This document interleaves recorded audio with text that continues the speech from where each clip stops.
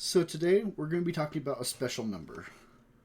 That number is commonly called the golden ratio. It's usually represented with the Greek letter phi. But the Greeks had a different name for it.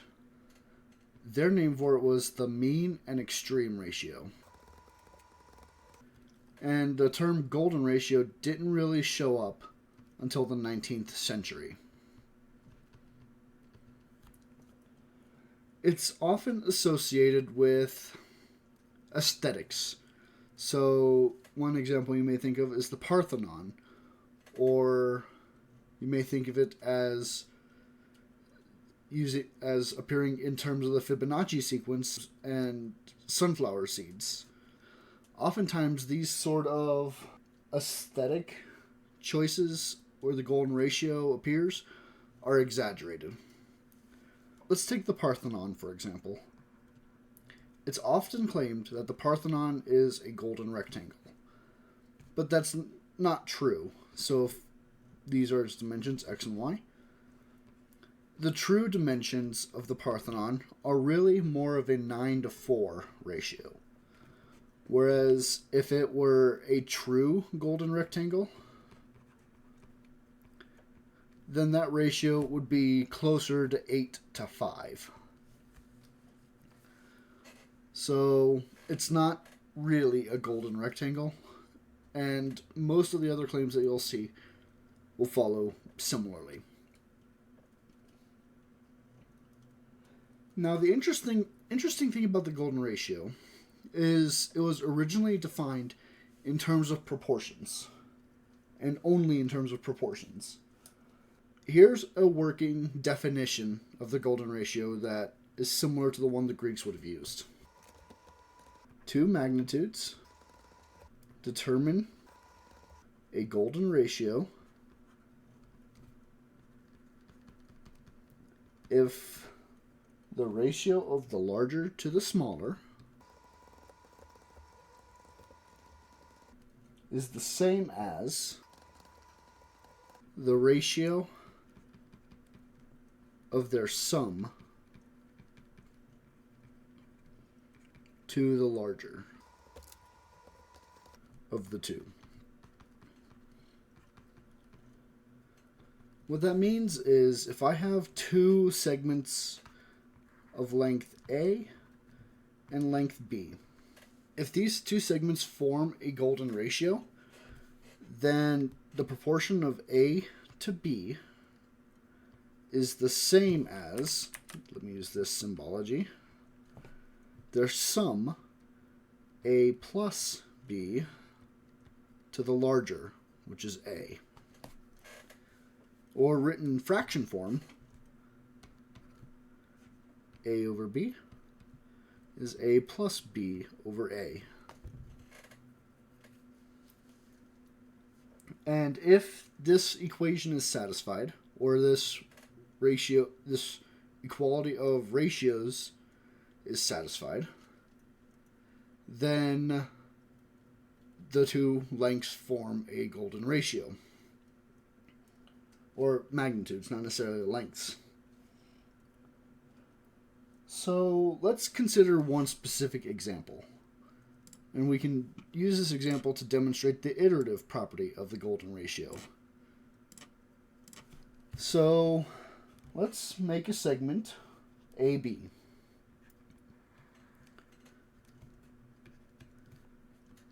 And let's place P in here in such a way that AP is the golden segment of AB. What that means is that AP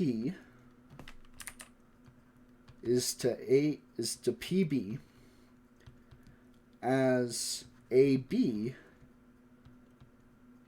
is to AP.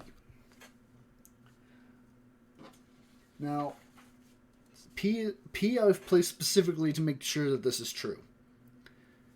Now, let's look at a very similar construction where I look at the whole length as being AP. So I'm just taking this segment here, and onto it I place P prime in such a way that this length is the same as PB. So let's see if this determines a golden ratio. We know AP to PB is a golden ratio, but we know PB is the same as AP prime. So we have this proportion.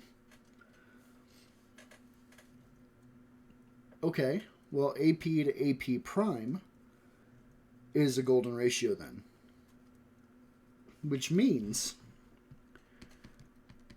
that AP prime to P prime P is also a golden ratio.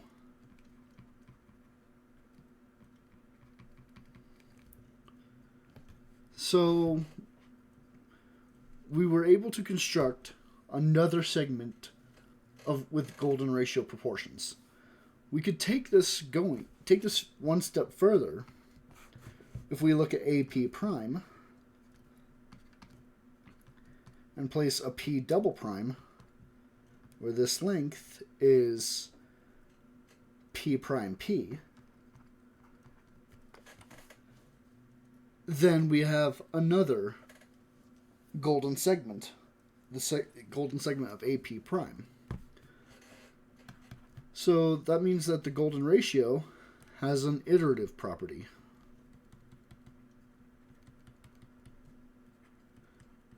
And that's very unique in terms of numbers.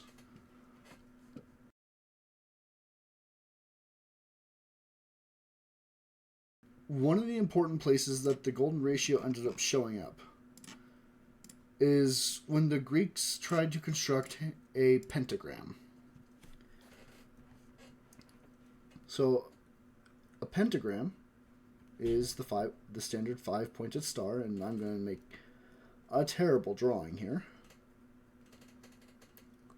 But the main idea is you have what's supposed to be a regular pentagon surrounded by triangles on each edge. And what I want to show is that these triangles are golden triangles, and you can't construct a regular pentagram without being able to construct a golden segment. Now, there's going to be a second video going into the math of all of that, but it turns out that one of those triangles has the special property that if I call this X and this Y over X is equal to the golden ratio. So my separate video, I'm going to go over that. This is where the golden ratio comes up in the regular pentagram. And one thing to note is that it actually shows up more than just these edge triangles. If I were to draw this triangle, it's similar to this triangle, so it shows up there as well. And it also shows up in these kind of obtuse triangles.